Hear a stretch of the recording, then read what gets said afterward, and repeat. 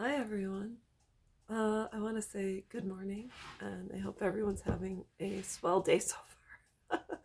I want to talk about medication in general and how it's morphed over time.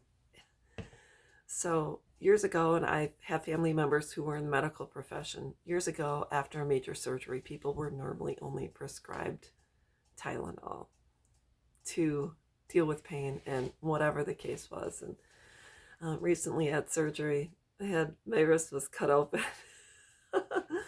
and the doctor said, "Well, I'll give you, just 2 days worth of meds, and then you'll switch over to Tylenol because I'm trying to get people off of opioids and off of this and off of pain meds and all that." So, and I agree with them. I had discomfort after my surgery, and then it was it was pretty much diminished within the first 2 days. So then I switched over to Aleve, and then it was good. So I was really pleased with the results. But talking about medication when it comes to trauma, PTSD, or anything along those lines.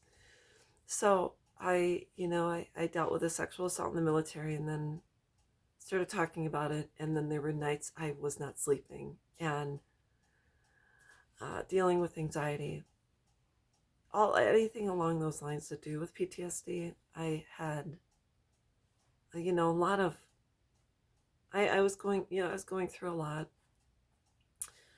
Sometimes you'd have panic attacks or whatever, and first thing the doctors would say, "Well, let me get you some meds, and have you tried this, and have you tried that?" And I'd say, "No, I haven't tried it." But there was some meds I try them, and I also was working at this time full time, and I go to work and I feel like a zombie, and I didn't want to be in a zombie like state at work. I had work to do, and I had life to live, and so on and so forth. And so I would stop taking the meds and say, I can't take these meds. And do you have anything that's maybe not as strong or, less evasive when it comes to just my mental state? And I don't want anything that's really going to cause me to be foggy. So, and I'm not saying meds aren't effective.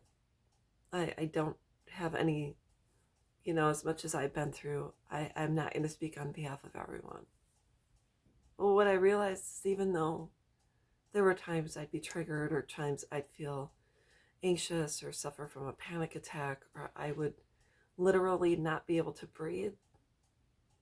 I had to go to therapy and learn how to work through it effectively.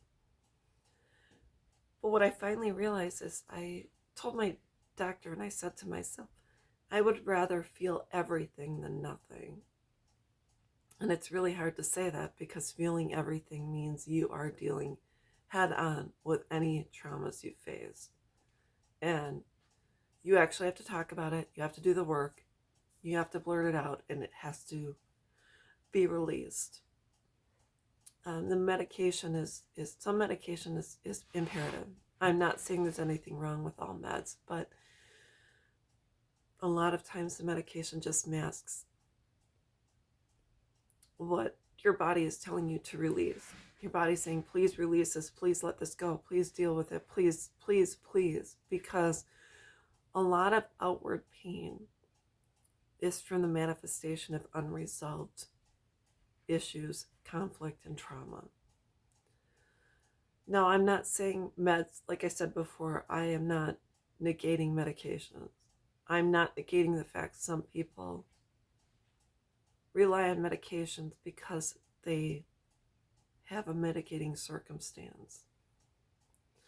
But all I'm saying for me is that I had to decide to go without medication.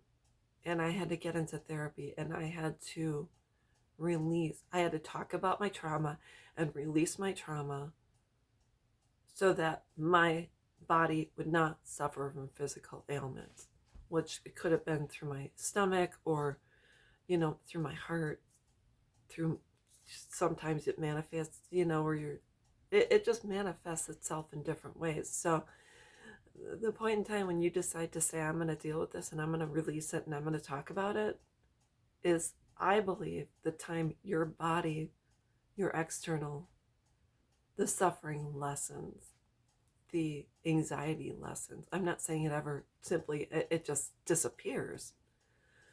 But if you can find other ways to deal with your trauma outside of medication, the sooner you can experience less outward symptoms. I remember last year I had to face my rapist in court for the first time in 30 years, and I literally couldn't sleep. And I was having panic attacks, and I was at the VA. I was walking into the ER and saying, I don't know what to do. What am I going to face? What am I going to go through? And one of the doctors said, breathe in for 10 seconds and release it for 10 seconds. Literally just count. You have to calm yourself. So she was teaching me how to calm myself despite what I was going to go through, which ultimately I also used in court. So you breathe in for 10 seconds, just count,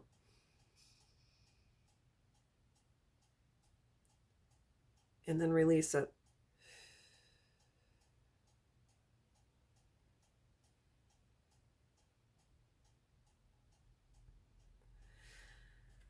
For some odd reason, that is a game changer. It was a game changer for me. And the minute I feel myself becoming anxious, I can take a deep breath in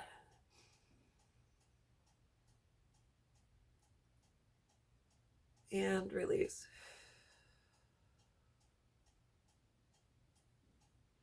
That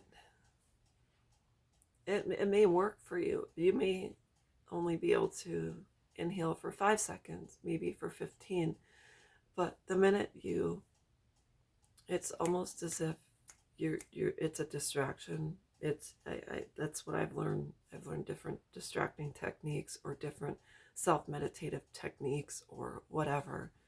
There's another technique when you're feeling anxious. You start to look at 5 different things in the room you're in, whether it's or outside.